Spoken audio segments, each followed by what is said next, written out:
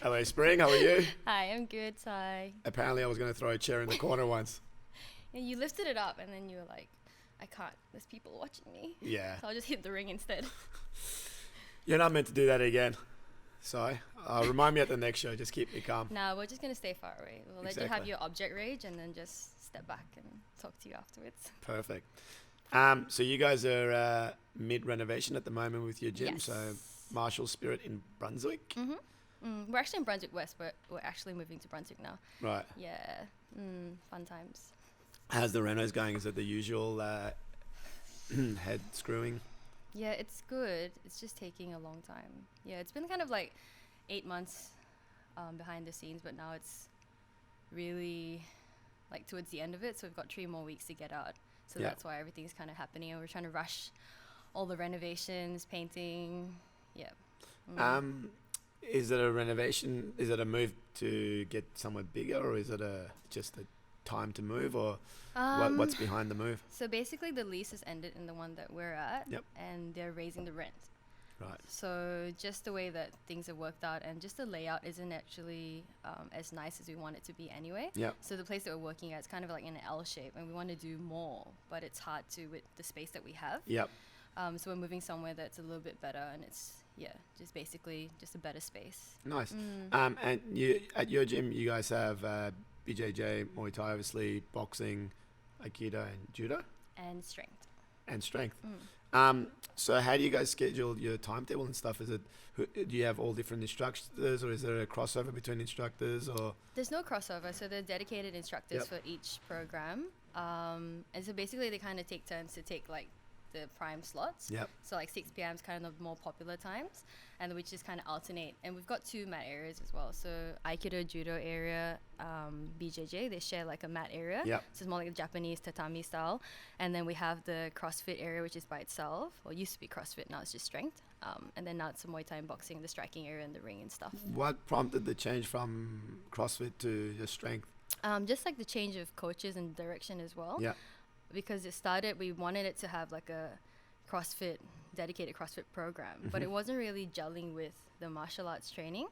So people weren't really crossing over, thinking that CrossFit wasn't really suitable for their training. Yeah. So now the training in the strength area is more kind of performance based, and also kind of more designed to help people with their martial arts training, and the fighters as well. Yeah, sweet. So you guys have fairly active boxing guys, and obviously Muay Thai. The Jiu-Jitsu guys compete too. Yes. Do all your Muay Thai people do strength conditioning? The fighters? All the fighters have to, yeah. Have to. So we've got Does 2. Kwang? Hurry up. Strength. He missed it last night. Yeah, this is after his near-death experience. Yep. He's writing the great Australian novel. He's inspired, apparently. Yeah. I'm still waiting. So all the fighters are meant to do it, and who oversees the overall program for the fighters? Is it Chris, and does he like sort of work in with the strength guys, or is it? So Chris talks to our strength coach, Yep. and he tells him what we're weak at, and then the strength coach creates like a program for us. And according to when we are during the fight camp, it kind of goes up or kind of down as well. So Yep. towards the end, when it's closer to a fight, we just do more mobility, high intensity cardio stuff. Yep. Other than that, we're building strength and power. Nice. Yeah. So you guys at the moment, the main active fighters, I guess, are yourself, CC, Kwang, and Richard Dinker. Yep. And Kevin. Oh yeah, the shoulder dislocator. Yeah. Yeah, He's back next week. he is. Now you and CC just came back from the IFMA World Championships. Yep. What was that experience like? I was really surprised how much fun I had, because I've never done any tournaments or anything like that. Actually, I did the nationals, but I thought it would be kind of similar, but Yep. it wasn't. It was like larger, and such a fun experience. Was the main difference you found between nationals and the worlds just the size of the event, or like the scoring and stuff, or the Size of the event, scoring. Scoring was a hard one, because we were training for something completely different during fight camp. Yeah. And then we went there and we found out that all the strikes score equally, and Yeah. we couldn't dump or sweep as You well. couldn't? You couldn't sweep. Right. Yeah, it's a foul. So basically our whole fight camp was like practicing sweeps, and so we just forgot all about that. And it's just kind of very high intensity cardio as well. So Yeah. we weren't really training up for that either. But a lot faster paced. I very guess. fast. Yeah. Yeah, because all the strikes are equal. It doesn't really matter what you throw. So then end up like everyone just kind of throws everything. Yeah. But yeah, it was super fun. Yeah. What's the level of padding and equipment you have to wear? Shin guards, head guard, and elbow pads. Yep. But the elbow pads are kind of slipping down for most of the fighters anyway. Yeah. So a lot of people ended up getting cuts because the elbow pads were kind of sitting down here. Actually, yeah. And Well, that's the thing. I think like in France, even the pros have to fight with elbow pads, and I've seen a few knockouts. And I remember, I think Toby got offered a fight over there, and then when I told Blair there was elbow pads, like, there's no way we're going to go fight. I'm like, look, and Sanchai and Sidichai and stuff fought, and I'm pretty sure the elbow pad ends up somewhere in the middle of the forearm. Yeah. And guys are still getting knocked out. Actually, that's what happened. Cece fought Loma. Yeah. In the semifinals, and her elbow pad was on, like it wasn't even off, and pulled the arm down, up elbow, or I think crossing elbow, and Cece has a fractured orbital bone. Wow. Yeah. So the elbow pad was just like, it's full on, it wasn't even down, and her eyeball shifted as well. Oh wow. That's how hard it was. True, the elbow pads. Yeah. Because Cece did quite well. She got to the. She did amazing. Semifinals. Yeah. Couldn't find the finals because of her fracture and also just concussion. But yeah, she did really well. So did she automatically get a silver medal, or did they? Yeah. Yeah. Awesome. So like, if there's no one that turns up, you just have to put on all your gear, and then you walk into the ring, and then they raise your hand. Yeah. Nice. That's a good way of winning. But I guess that's the danger with the tournament style is how people recover in something like that. I mean, I think that's the issue they're probably going to have more and more with amateur boxing now that the headgear's off and stuff. Guys getting cut and hurt like that. What style do you prefer? You've obviously fought pro a few times, and now you fought that amateur style. What do you prefer doing? I think I prefer the one that I'm more used to. Yeah. Yeah, just because I've had more time practicing that style. But I don't mind that style either. Like the tournament style. I think I just need a little bit more practice with that. At it. Yeah. Because I think like for someone like Cece especially, because she's at such a low weight class, and here I've tried to match her a lot of times, but it's very hard to find reasonable fights. But then she can go into something like that and get a whole bunch of fights. That's why we wanted to do it initially. We're like, we can get 4 fights, 5 fights in the course of like 10 days. Why not? And plus we get to travel and have fun. Yeah. So that's why we decided to do it. When you were there watching, who were the really dominant countries? They were obviously Thailand, but Thailand, Russia. Yeah. Ukraine had a really strong team as well. And who else? Ukraine, Russia. Yeah, those were the really big teams. Team USA. Yeah. Very big. Oh wow. And it's quite surprising how serious like the other countries take this as well. Like I think like Team Russia was there probably a month before. Oh man. Yeah, in Thailand. And I think it was all sponsored as well by the country. Yeah. Like just to do like a fight camp in preparation for the IFMA. And Team USA had like their own doctors. Oh wow. Yeah. So we were like Team Australia over here. We got our lunch boxes. We've got spirit. We're louder than everyone else. Yeah, good. And how many fights did you end up having? 2? Just 2. Yeah, nice. And who were they against? Spain and then Russia. How was Spain was the first fight? Yeah. Yeah. Spain was good. Russia was good. I didn't win, but it was still good. Yeah. Good. And now back to Melbourne. You're planning on fighting again this year, back to for pro? Rebellion. Oh, yeah. Yeah. So I'm planning to, after the renovations are over, I was hoping to go back to Thailand for a month. Train and maybe get a fight there. Yep. And then after that, come back and fight on your show. Nice. And when you go to Thailand, you guys train at Sitjapao? Yes. Yeah. This time though, I tried training at Pet Indy as well. Yep. So I did a week at Pet Indy. I saw that. Yeah. Very cool. A week at Pet Indy, and then I did another week at Sitjapo, and I had to come back because I was already there for 10 days before that. So I think when I go back this time, I'll stay majority of the time in Bangkok. Yep. And then maybe the last week or a couple of days, I'll go to Sitjapo. Yeah. Yeah. Because they're probably the Instagram page I love following the most. Their technical style is just beautiful. But then I love Pet Indy because I think they just develop really tough fighters. Yep. Like their intensity and stuff, and Yeah. they chuck everyone in the heart rate, and you got to work. And It's so cool. Yeah. Yeah. Just the vibe is amazing as well, I think. Just when you're there, it really just draws it out in you to do better. yeah. So they pretty open to having Westerners in as well. They're not like a touristy gym like They're some of not the at Phuket all. ones. No, they're not at all. So how'd you go with approaching them to get some training in? So they're really careful with letting people into training with the fighters, obviously, Yeah. because they've got stuff to prepare for. So what you do is when you come in, so the first couple of days I wasn't training with any of the other guys. So I was just doing pads and that was it, like pads. And then eventually it started developing into doing more drills and a little bit of sparring. So I think if I stayed a little bit longer, and once you get to know them and they think that, you know, you're a reasonable training partner, they'll start incorporating you into their regular training. Otherwise you work around what the fighters are doing. Yeah. Yeah. Do they have like active female fighters as well at the gym? No. Yeah. There were no girls there actually. Just on my last day, there was one visitor. Yeah. Yeah, because I think William Liu was trying to, because he did his little Southeast Asia tour recently. Yeah. I don't think he put a t-shirt on for the whole time, from judging by his Instagram. We were in Bangkok at the same time, but like in completely different areas. Yeah. Yeah, because he was at Corgi Cafe, and I wanted to go to Corgi Cafe, and it was an hour away, and Chris was like, "No, we're not going." I was like, okay, fine. So this is a cafe just with dogs. With corgis, just corgis. Yeah. We're eventually going to get Will onto this podcast. I'm going to find out why he had to go there, but it is. But there was a cat cafe close to where we were, so we went to the cat cafe definitely instead. Not the one I'd be going to. They're really cute. Yeah, I'm sure. So going back, what's making you want to go more to Bangkok this time than? Just the training. Yeah. Yeah, I really felt like just in that few couple of days I was there, like, kind of felt really elevated in terms of drive and pushing to where I wanted to go next. Yeah. Yeah. What do you feel like the trainers you were working with were sort of pushing more, and you like? What were they working on that you maybe thought you were lacking before as a fighter, or something that you need to strengthen? I think that kind of like intensity and intention. Yeah. Whereas I think I was a little bit more relaxed in between strikes or kind of in between combinations, but they were kind of switched on the whole time. Yeah. And it's just the way that the training methodology as well, like just watching how they train really inspired me, because I was probably the worst in the whole class.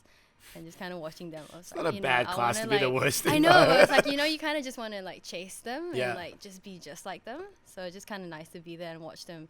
And I'll be like, I just want to be just like him. Yeah. So has that, so Chris trained there as well while you were there? So Chris Cortez? He did 2 sessions there. Yeah. Yeah. So do you think that's had a crossover or an influence in how you're training now back at home? Yeah. Definitely. So what's the normal training schedule at the moment for you guys when you're training up for a fight? Like all of us? Yeah. Okay, so we're supposed to run once or twice a day. I love that you say supposed to. Quang. I'm looking at you, Quang. No, he's good. He's good. Yeah. He's just not very good with getting his blood work done. I don't want to harp on about that. That's why I'm gonna say it. That's why you're forever going to be fighting on Roots. He's a new man now, apparently. Yeah. Good, because the last one. I'll remind him this time. So we're supposed to run in the morning. So for myself, I was running about maybe 8 to 10 Ks in the morning.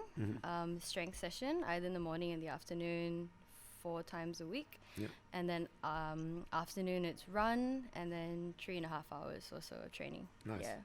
Yeah. And you're still training Aikido? Practicing Aikido? Yeah. How do you balance that with your Muay Thai training? Muay Thai is kind of like the priority at the moment. So Aikido is kind of like I'm teaching and then half training here and there. But a lot of my focus is just on Muay Thai. Yeah, nice. Yeah. And you're up to about 12, 13 fights now? 17. 17? Yeah, I just calculated it the other day. I thought it was at 15. Yeah, this is what happens with me when I match Roots cards. I don't know how many fights I've got on. Because I lost track of my fight record as well. Yeah.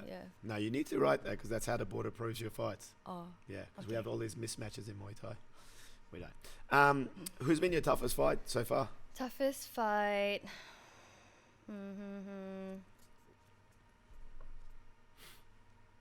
I think there were 2 fights that were kind of like challenging for different reasons. I reckon we're going to say the same things. Oh, really? Who do you think was my toughest fight? I'd say technically challenging would have been Sam. Physically challenging would have been Brooke. Those are the 2 too. Yeah. Yeah. Okay. Yeah.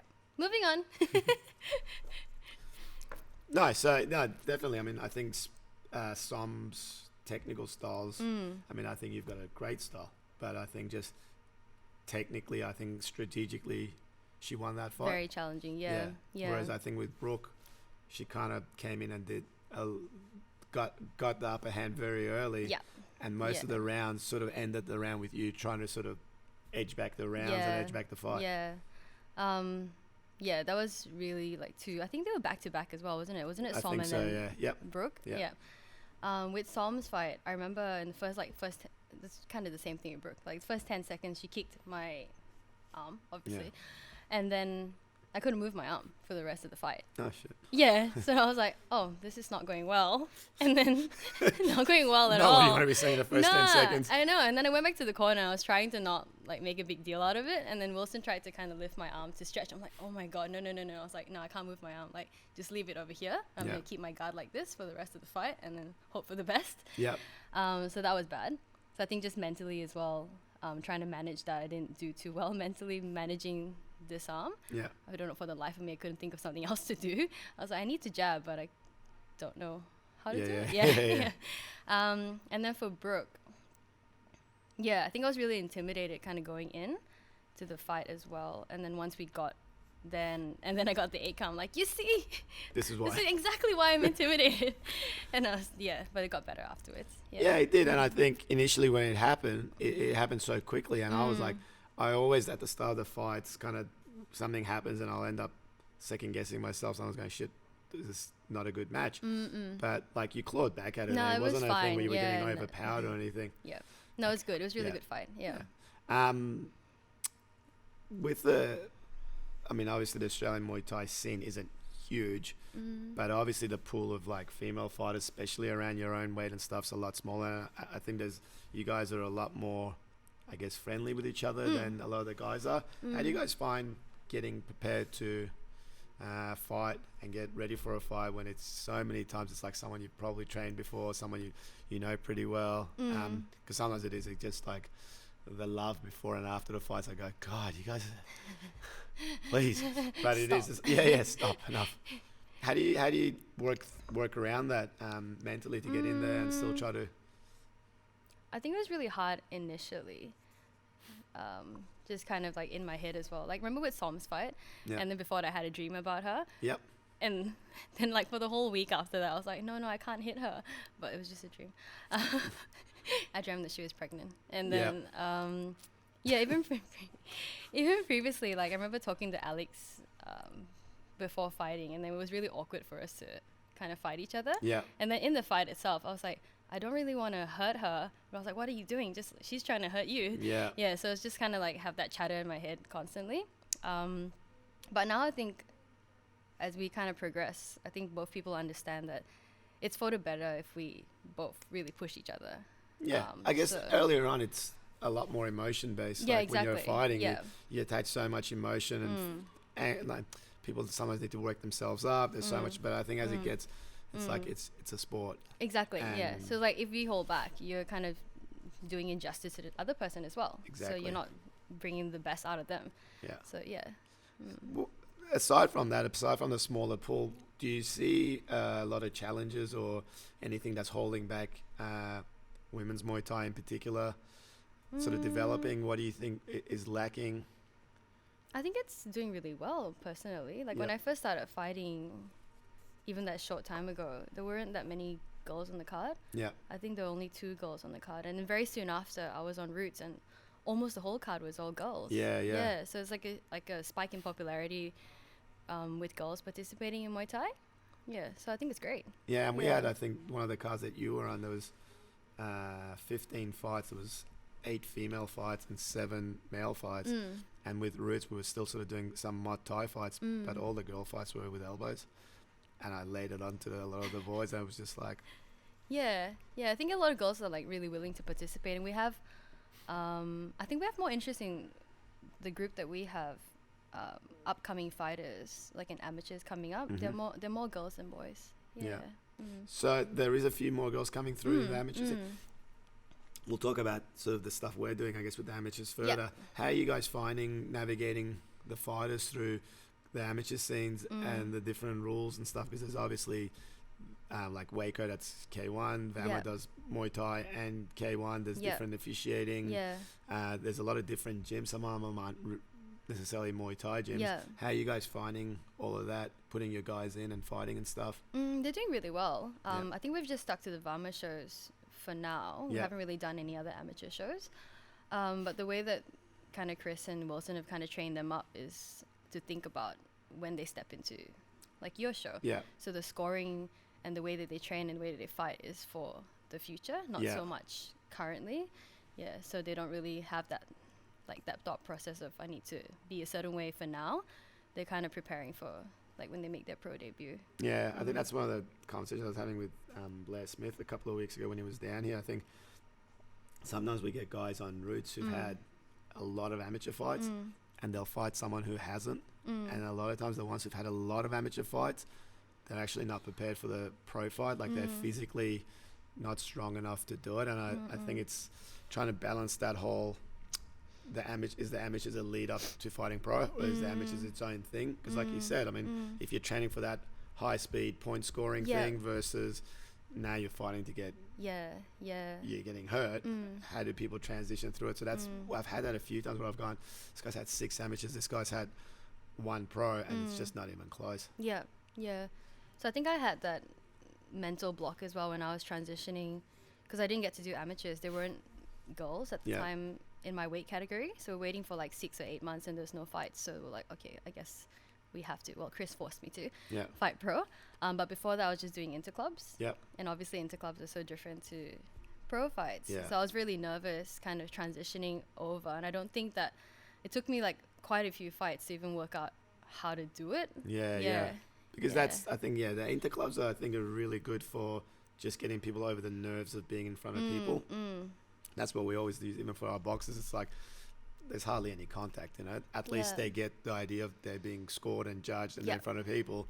But not having them set up as the impact of fighting. But whereas when they go to the amateurs, I feel like sometimes it doesn't transition as well as it should, because it's like the mentality. But what you said, I think it's the perfect attitude if the long-term goal is for them to fight pro.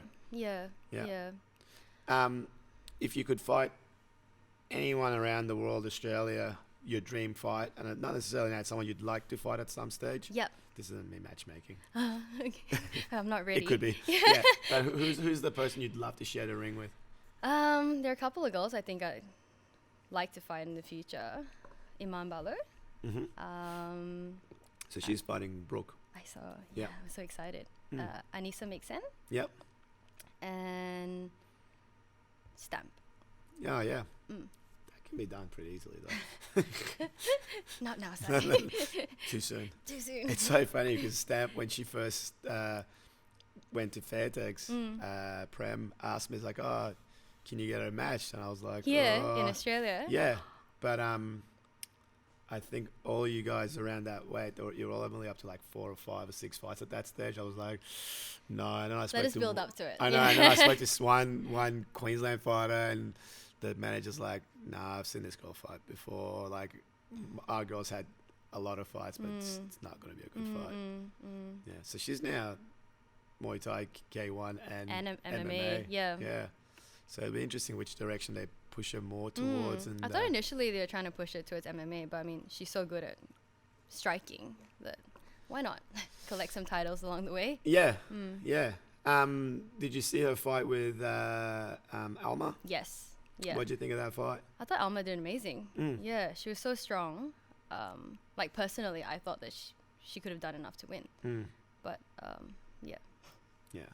it's hard with the I think the small gloves and stuff, everything kind of changes a little bit, the damage and things in it. I mean, I think once Alma gets a little bit more comfortable with clinching and sort of kicking a little bit more and stuff in her fights, I think she's going to be a real tough customer. I think. But she gave her a really hard time. I think she was the toughest fight She puts it on him. Yeah. And that's the one thing. Even when she fought Yolanda, she's very aggressive. Just some of it maybe can be a little bit more efficient aggression, but even Yolanda's amazing. She's got a bad hamstring injury now, so she's out for a while, unfortunately. She's still keeping busy though. She's kind of taking care of the IFMA. I'm not sure whether it's the Women's Commission or just the IFMA Commission. So she's for athletes. for athletes. So she's doing like behind the scenes, promoting all that, social media and stuff. So and is that something you're going to get a little bit more involved with as well on the IFMA side? I think so. At the end of the trip, I think I asked you before that, because I wasn't really sure what they were asking me to do. But I said yes. So I'm still waiting to see what I'm supposed to be doing. I think it's like, well, one of it's the IFMA Female Commission, so that's already up and running. We don't really have anything planned just yet. I need to talk to Courtney about that. But in terms of participating in the IFMA, I think I would like to continue, like competing in it. Yeah. Yeah. So IFMA's now, before WMC and IFMA were sort of two separate bodies, and they've kind of joined as become one. So IFMA's, I think before it was the International Federation of Amateur Muay Thai or something, and now it's International Federation of Muay Thai Associations, and it incorporates WMC. And now I think that WMC as a brand in Australia doesn't really exist anymore. So it's IFMA, which is run by Muay Thai Australia. And yeah, so they're obviously doing a lot of stuff to help grow it and get towards the Olympic recognition. I mean, it's got Olympic recognition, but Olympic inclusion. Yeah. On a local level, you're part of Muay Thai Victoria with myself and a few other people. We're just waiting, which we've been waiting for a long time to get our amateur body approval. Yep. How do you see us fitting that Muay Thai Victoria idea into the current landscape of Muay Thai in Victoria? I think we'll fit in perfectly. If anything, I think it'll kind of give it more direction and more opportunities for everyone, I think. Yeah, so basically I think at the moment, like there's a lot of amateur shows, but nothing's really organized in that manner. So it'd be good to kind of have that umbrella body to look over everything and kind of give people more direction as well. And maybe like you said, like the scoring and the judging a little bit more consistent, so that when they transition to the pro shows, it's not completely new. Yeah. I know you're sort of outside of just the fighting part of it, you're a fan of the broader sort of martial arts as well, and obviously the history and stuff of Muay Thai. Who do you draw inspiration for your training, for your style? Who are your favorite fighters, or past and present, that you like to follow and watch and learn from? It kind of changes according to like the fight cam and also my mood. But my mood. Yeah. So I think I was just talking to Wilson Vibes yesterday. It was funny because I was like, we're talking to Quang, we're talking about styles, and like Quang's inspired by, I think, Tawan Chai and some other guys at the moment. And we were saying how, like in my head, I want to look like Ramon, but in reality, it doesn't happen in the fight. Right. Like it's complete opposite. You really want to look like Ramon? Yeah. Wow, okay. Yeah. Never would have picked that. But it just doesn't happen. Yeah. Like the moment I start fighting, it's like, oh, okay, the style is completely opposite to what it is. Yeah. So yeah, like I watch a lot of like Crew F and Crew O because we train with them as well, and then like Samad as well. Yeah. But yeah, like just basically those kind of Muay Thai fighters. Yeah. Which is what I would have thought. It's interesting because I don't know if you saw the podcast with Nugget. It's one of those things I've always believed in. It's like there's your natural nature inside of you of who you are and your natural tendencies, and there's this sometimes people who they want to be and who they are is kind of aligned, and then it's like some people are like I want to fight like this guy. It's like I always say to people, like you can't fight like Toby Smith. There's exactly Toby's Toby, and it's like that conflict inside of you. That's what Crew F said to me, because I think he was watching my fights at the IFMA. Yeah. And then in one of the training sessions, he kind of brought it up, and he was like, Spring. He calls me Sipping. And he's like... Calls you what? Sipping. Sipping. Yep. So he's like, Sipping, he tried to say in such a nice way. He's the most amazing guy. He's like a dad. So he's like, Sipping, I feel like you cannot be aggressive. And I was like, oh, okay. And he's like, your style just cannot. And I was like, oh, all right. So he's watching my IFMA fight, and he's like, you just can't do that. And I was like, okay. I was like, why? And he's like, you're too skinny.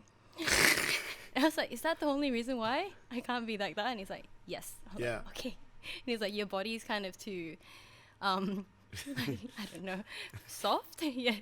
Because he's like, you're not kind of stable and like in your base. Yeah. To be that style. So it's like your style is more suited to like the Muay Thai style, which is his style. Yeah, I know it makes sense. But that was, when we had Lamnamun at the gym. That's one of the things he said. He goes, everyone thinks every fighter that comes to my gym, I'm just going to teach him to be a knee fighter. Yeah. It was like, if you're a short fighter, that's not how you're going to fight. Yeah. And I think that's, I think in Australia, for a trainer to say that to their students, it's almost like non-PC. It's like everyone can be whatever they want to be, whereas they're real practical. It's like, no, you're a little ball of energy. You go and be aggressive, forward, punch a kicker. You don't have to be that style. But I think that's one of the nice things about Thai trainers is that they're not that Oh, Chris is like not at all Really? PC with us. I only see the No. really super polite side Oh, of we're Chris. all kind of really blunt with each Yeah. other. Like we're kind of fighting the whole entire time we're training and Yeah. arguing at the same time. But yeah. So Chris is really, he likes kind of talking to each fighter and working out like what they want to do and then what's the reality of what you can do. So Yeah. everyone has a different kind of style, but because we all train with them, I think we're all leaning towards more that IFMA style. Yeah. Maybe except for Richard because he's shorter than everyone else. Yeah. Yeah. Rich is the one that his last fight on Roots, I made sure at the weigh-ins told everyone not to drink any alcohol after their fight. He had a I war told them. He had a war with Igor, had a busted nose, and Genius sat at the chair closest to the door that I kept walking out of and sat there with a pint of beer in his hand. I told them. I was like, guys, remember what size it at the weigh-ins, Yeah. okay? No drinking. They're like, yeah, Spring, we got it. And the next day, and then I get the message from you, and I was like, guys, what happened? They're like, oops. Yeah, it's like brain trauma plus alcohol consumption. It's a winning recipe. Yeah, he's funny. Who's to look out for out of your gym coming through now? Who do you see as the next one to step Like step for right? the amateurs or for the Amateurs pros? and the pros. We've got Jesse, who's coming up, and Britt as well. A couple of the guys who just started doing lots of interclubs, and Yeah. I think they'll be a really strong team. They're actually really all very big guys too. Yeah. So it'll be good. I think a couple more interclubs, and then they'll be interested to going like amateur and then pro. So I think mostly girls in the next couple of transitions, and Good. there'll be a guy team coming up. Yeah. And out of the pros, who's putting the hardest work in at the gym other than Kwang, who we've mentioned too many times? Who's the one to look out for?